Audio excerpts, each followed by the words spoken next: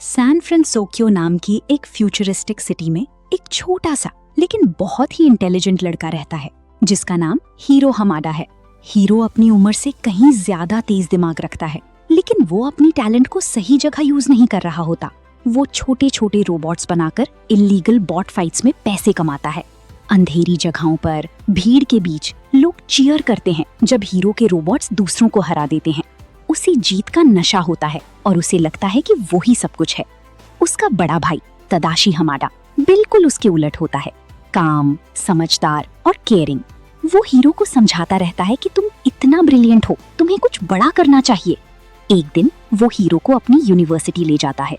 वहाँ सब कुछ हीरो के लिए नया होता है। एडवांस्ड लैब्स, अजीब लेकिन इंटेलिजेंट स्टूडेंट्स और नए नए इन्वेंशंस। यही हीरो की मुलाकात होती है तदाशी के दोस्तों से।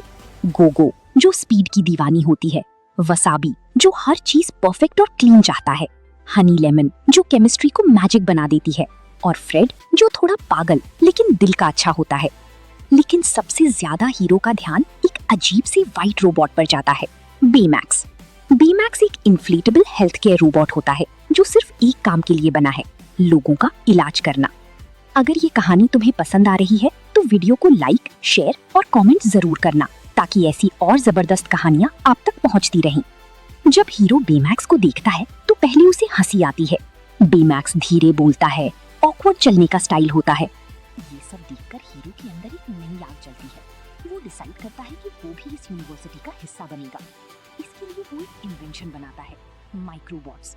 ये छोटे छोटे रोबोट्स होते हैं जो हीरो के दिमाग की सिग्नल से कंट्रोल होते हैं। जब वो अपनी प्रेजेंटेशन देता है तो सब लोग हैरान रह जाते हैं। माइक्रोबॉट्स हवा में शेप बदलते हैं, टावर्स बनाते हैं और किसी भी फॉर्म में आ जाते हैं।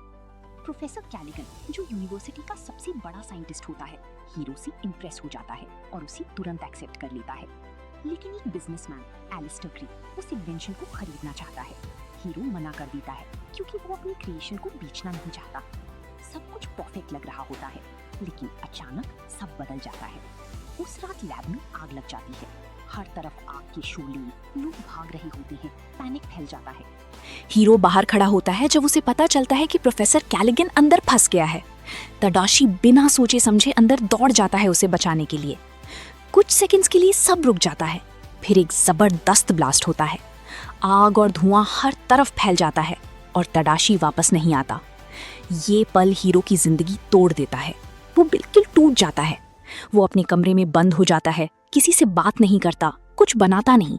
उसका वो ब्राइट माइंड अंधेरों में खो जाता है। कुछ दिन बाद बेमैक्स एक्टिवेट होता है और हीरो की हेल्थ स्कैन करता है।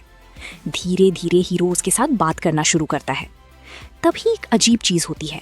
हीरो देखता है कि एक माइक्रोबॉट अपने आप हिल रहा है। ये इम्पॉसिबल होता है क्योंकि सारे माइक्रोबॉट्स तो जल गए थे। ये क्यूरियोसिटी हीरो को फिर से जिंदा करती है। वो बेमैक्स के साथ उस माइक्रोबॉट को फॉलो करता है। ये उन्हें सिटी की एक पुरानी और छुपी हुई एरिया तक ले जाता है। वहाँ एक पुरानी फैक्ट्री जैसी जगह होती है और अंदर हजारों माइक्रोबॉट्स बन रहे होते हैं। अचानक एक मास्क्ड आदमी अटैक करता है। वो माइक्रोबॉट्स को कंट्रोल कर रहा होता है। वो पावरफुल होता है, डेंजरस होता है। हीरो और बेमैक्स मुश्किल से बचकर निकलते हैं। अब हीरो समझ जाता है कि ये सिर्फ एक एक्सीडेंट नहीं था, यहाँ कोई बड़ी साजिश चल रही है। वो तडाशी के दोस्तों को सब बताता है। सब मिलकर डिसाइड करते हैं कि वो इस विलन का सामना करेंगे।